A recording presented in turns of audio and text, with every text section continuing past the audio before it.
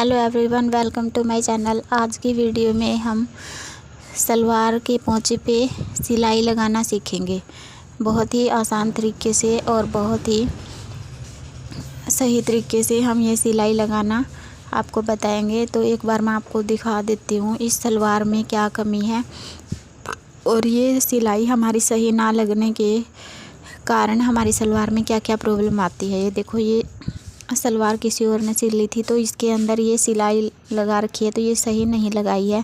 यहाँ से खींच के देखेंगे तो देखो, यहाँ से झोल सा आ रहा है बीच में, ये बीच में गोलाई सी आपको दिख रही होगी। यहाँ से जब हम यहाँ से खींचते हैं इस सिलाई को तो ऐसे लगता है कि जैसे यहाँ से सिलाई टूटेगी और ऐसे लगता है कि जहाँ यहाँ पे है ना, जैसे कोई चीज़ है वो टाइट हो रखी है।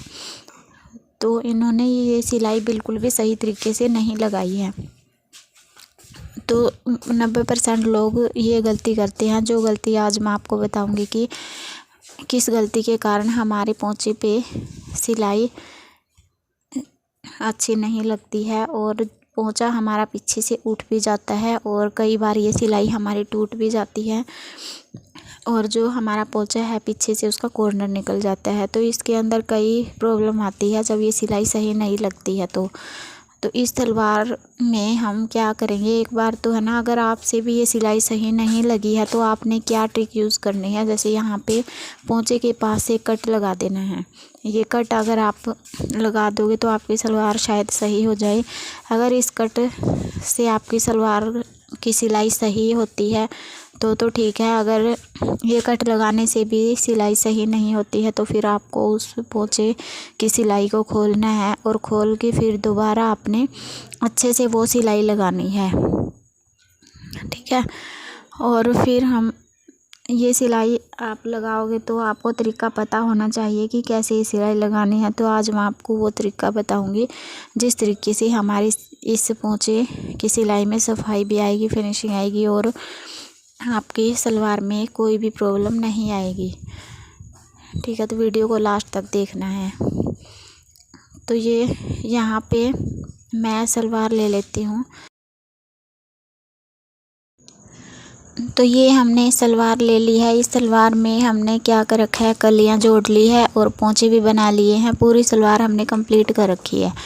तो अब हम वो सिलाई आपको लगा के दिखाएंगे और सही तरीका क्या होता है ये भी बताएंगे और क्या गलती सभी लोग करते हैं ये भी बताएंगे। तो यहाँ पे इन कॉर्नर को यानी कि कोने को सभी मिला के और यहाँ पे ये सिलाई लगा देते हैं। ये तरीका बहुत गलत है। तो हमें क्या करना है, ये जोड़ है ना, जो कली का और पल्ले का, इन जोड़ के ऊपर एक निशान लगा लेना है और उन दोनों निशानों को आपने मिला लेना है। फिर यहाँ पे जितने आपने पोंचे की मोरी रखनी है उतने पे ही निशान लगाना है। जैसे मेरे को 6 रखने हैं तो 6 पे निशान लगा लिया। अब हमें यहाँ से एक सीधा निशान लगाना है। जितना भी पोंचा आपने रेडी रखना है उस पे निशान लगाओगे, फिर आप उस निशान को सीधा करोगे, ठीक है। तो फिर आपने एक निशान इसके पास से तिरछा लगाना है। एक निशान आपने बिल्कुल सीधा लगाना है और एक बिल्कुल आपने तिरछा लगाना है। तो बिल्कुल तिरछा निशान लगाओगे इसके पास और फिर हमें यहाँ पे एक निशान और लगाना है। यहाँ पे हमने 3 निशान लगाने हैं। तो जो ये दोनों निशान है ना, दोनों निशान के बीच में हमने एक निशान लगाना है, बिल्कुल इन दोनों के बीच में, ठीक है। तो ये गैप हमारा कितना होना चाहिए, मेरा 1.5 इंच आया है तो आपका यहाँ पे 2 इंच भी आ सकता है, 2.5 भी आ सकता है। वो तो आपके पोंचे पे डिपेंड करता है। जितने चौड़े पोंचे होंगे उतना ही ये गैप ज़्यादा आएगा।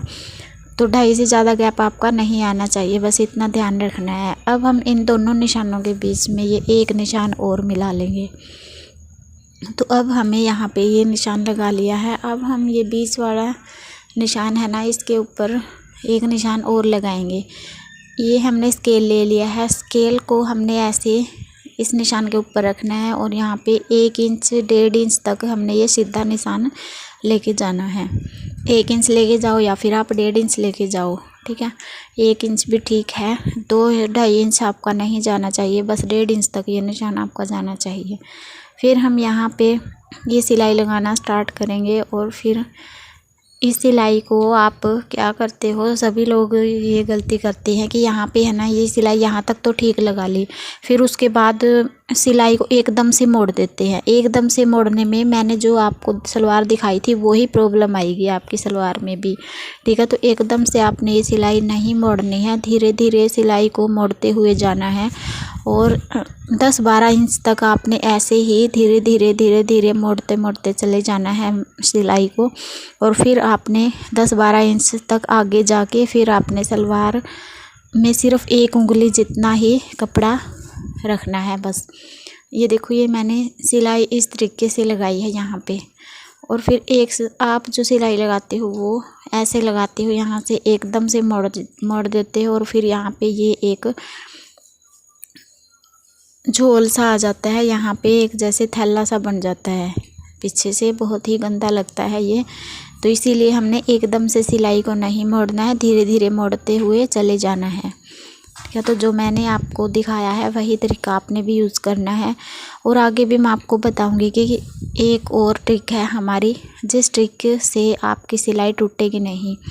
और फिर उसके बाद एक और ट्रिक है जिसके बाद आपकी सलवार में सारी जो प्रॉब्लम है वो ख़त्म हो जाएंगी। तो यहाँ पे मैं ये सिलाई लगा रही हूँ, तो आप ध्यान से देखना कि कैसे मैं ये सिलाई लगा रही हूँ, बस वीडियो को छोड़ के मत जाना। अभी मैं आपको 2 ट्रिक और बताने वाली हूँ, ठीक है। तो यहाँ पे इस सिलाई को हम ऐसे लगाएंगे और एक साइड हमने ये सिलाई लगा ली है, दूसरी साइड और हमने सिलाई लगानी है। आपने ये नहीं करना है कि इसी सिलाई को आगे तक लेके जाओगे दूसरे पोंचे तक, ऐसे नहीं करना है। आपने दूसरा पोंचा उठाना है फिर से, और पहले जो सिलाई लगाई है उसी तरीके से आपने दूसरे पोंचे पे सिलाई लगानी है। तो वो निशान आप कैसे लगाओगे, ये पोंचा हम इसके ऊपर रखेंगे और ऐसे ही हमने इसके ऊपर भी निशान लगा देने हैं, ठीक है। तो यहाँ पे हम जहाँ पे हमारी मोरी बनेगी वहाँ पे निशान लगाएंगे, एक तो 6 इंच का। और फिर हम यहाँ पे पोंचे, जो पहला पोंचा है हमारा जहाँ पे सिलाई हमने लगा ली है, उस सिलाई के पास हमने एक निशान और लगाना है। और यहाँ पे हमने स्केल को फिर से रखना है और स्केल को हम फिर से यहाँ पे रखेंगे इस निशान के ऊपर। और फिर से हम वही ट्रिक यूज़ करेंगे, यहाँ पे 1 इंच तक 1.5 इंच तक हम सीधा इसको लेके जाएंगे, ठीक है। तो फिर हम आगे वो सिलाई पहले हमने लगाई थी उसी तरीके से लगाएंगे, धीरे धीरे मशीन को यानी कि सिलाई को मोड़ते हुए चले जाना है, ठीक है। तो फिर आपने क्या करना है वो भी मैं आपको अभी बताऊंगी, ध्यान से देखना है वीडियो को आपने। तो थोड़ी सी हम सिलाई लगा लेते हैं एक बार यहाँ पे। तो फिर अगर आपको दिख रहा है तो ठीक है, अगर नहीं दिख रहा है तो मैं आपको बता देती हूँ कि कैसे ये सिलाई लग रही है हमारी। ध्यान से देखोगे ना तो देखो, मैं कपड़े को आगे से खींच रही हूँ हल्का हल्का सा। अगर आप इस कपड़े को लूज छोड़ के सिलाई लगाओगे ना तो फिर आपकी मशीन की सिलाई सही भी है तो भी आपकी ये सिलाई टूट जाएगी खींचोगे तो, ठीक है। देखो यहाँ पे खींचते हैं ना तो टूट जाती है सिलाई। तो फिर आपने यहाँ पे सिलाई लगानी है, थोड़ा सा कपड़े को खींचते हुए चले जाना है, हल्का हल्का सा हम आगे की तरफ ही खींच लेते हैं, ठीक है। अगर आपकी जो मशीन है वो सही है तो आगे से ही हम हल्का हल्का खींच लेंगे, और अगर आपकी मशीन की सिलाई पहले से ही खींच रही है तो आपने थोड़ा सा पीछे से भी खींचना है, थोड़ा सा आपने आगे से खींचना है, फिर आपने ये सिलाई लगानी है, ठीक है। तो मेरी मशीन की सिलाई सही है लेकिन फिर भी मैं ये सिलाई खींच के लगा रही हूँ ताकि हमारी सलवार की जो सिलाई है ये पक्की रहे, टूटे ना, ठीक है। इस ट्रिक से आपकी जो सिलाई है वो कभी नहीं टूटेगी।